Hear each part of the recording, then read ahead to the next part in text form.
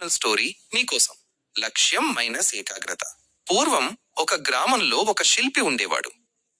ఆయన చెక్కే విగ్రహాలు ప్రాణం ఉన్నట్లుగా ఉండేవి. ఒకరోజు ఒక యువకుడు ఆయన దగ్గరకు వచ్చి, అయ్యా, నేను కూడా మీలాగే గొప్ప శిల్పిని అవ్వాలనుకుంటున్నాను, నాకు విద్య నేర్పండి అని అడిగాడు. శిల్పి చిరునవ్వుతో సరేనని ఒక రాయిని ఇచ్చి దానిని ఒక ఆకారానికి తీసుకురామన్నాడు. యువకుడు ఉత్సాహంగా పని మొదలుపెట్టాడు.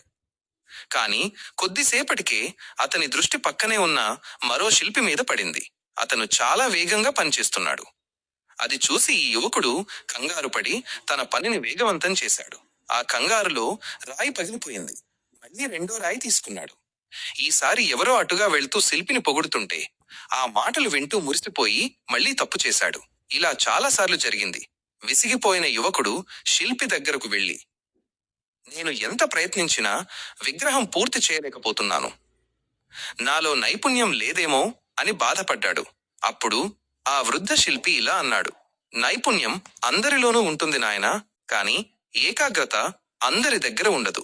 నువ్వు రాయిని చెక్కుతున్నప్పుడు నీ కళ్ళు రాయి మీద ఉన్నా, నీ మనసు మాత్రం పక్కన వాళ్ళు ఏం చేస్తున్నారు, నిన్నెవరు పొగుడుతున్నారు అనే విషయాల మీద ఉంది.